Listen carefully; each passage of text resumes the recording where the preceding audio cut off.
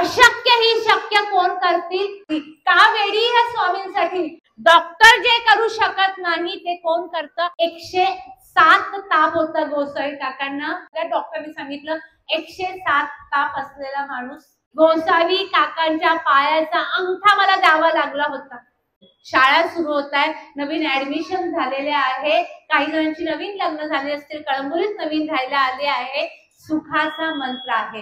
काय म्हटलंय तारक मंत्रात, निशंक होई रे मना, निर्भय होई रे मना।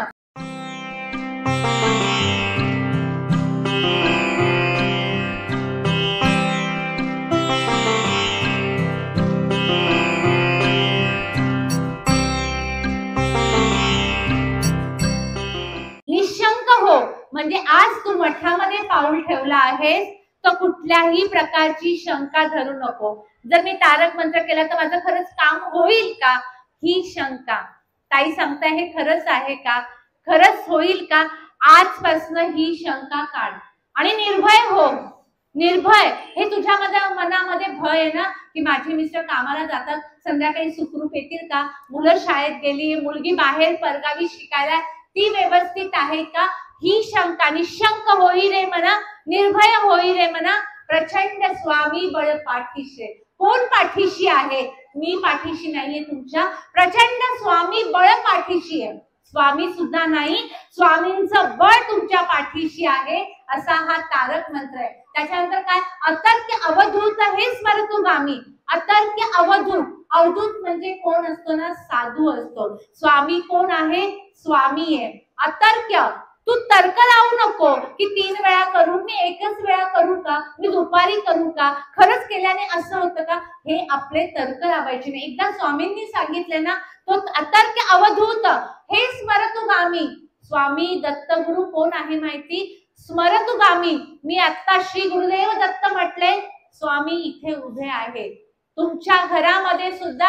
स्मरतु, ज्यांचं स्मरण केल्यानंतर ते प्रत्यक्ष उभं राहता, असे ते स्मरतुगामी आहे। अतर्क्य अवधूत हे स्मरतुगामी, अशक्य ही शक्य करतील स्वामी। अशक्य ही शक्य करतील, जे शक्य नाही। कोणीतरी कोमात गेलाय, डॉक्टर सांगतात आता शक्य नाही आहे, हे वाचणं, आपण कोणाकडे जातो, स्वामींकडे। डॉक्टर जे करू शकत नाही ते कोण करतं। डॉक्टर काय सांगतात शेवटी, डॉक्टर काय सांगतात की आता आम्ही काही करू शकत नाही, देवाने जर वाचवलं तर। अशक्य ही शक्य कोण करतील, स्वामी। आणि ह्या घटना होतात, अशक्य ही शक्य स्वामी करतात। जिथे स्वामी चरण तिथे न्यून काय, स्वये भक्त प्रारब्ध घडवी ही माय। जिथे स्वामींचे चरण, स्वामी सुद्धा नाही हा, पूर्ण स्वामी नाही, फक्त त्यांच्या पादुका। जिथे स्वामी चरण तिथे न्यून, तिथे तुम्हाला कधीही काहीही कमी पडणार नाही। स्वयं भक्त प्रारब्ध घडवी ही माय। हा भक्त आहे ना, तो स्वतःचं प्रारब्ध केव्हा घडवू शकतो, जेव्हा स्वामींचे चरण आपल्या बरोबर आहे। अशक्य ही शक्य करतील स्वामी। उगाची भीतोसी भय हे पळू दे, वसे अंतरी स्वामी शक्ती ठेवले। कशाला घाबरत आहेस, कुठे बसलेत स्वामी, मठामध्ये तर आहेस, पण इथे तुझं मन आहे ना, तिथे स्वामी। वसे अंतरी स्वामी, फक्त एकदा किंवा कधी काही प्रश्न आला ना, डोळे बंद करा आणि जोरात स्वामींना हाक मारा। माझा अनुभव सांगते, 107 ताप होता गोसावी काकांना। आज माझ्या मुलीचा वाढदिवस आहे, 18 वर्षापूर्वी 30 झाली आणि काकांना 107 ताप होता। सगळ्या डॉक्टरांनी सांगितलं 107 ताप असलेला माणूस, पुढचे शब्द बोलू शकत नाही आपण, एक पतिव्रता स्त्री असते, सुहासिनी स्त्री, शब्द सुद्धा आपल्याकडनं बोलले जात नाही। तेव्हा फक्त देवाजवळ हाक मारली, रडली नाही, बोलली नाही, काही नाही। झरझर झरझर काकांचा ताप 2 तासामध्ये खाली। का वेडी ह्या स्वामींसाठी, त्यांनी माझी भरभरून दिले। आज हे कपाळाचं कुंकू फक्त त्यांच्यामुळे आहे, फक्त स्वामींना हाक मारला होता।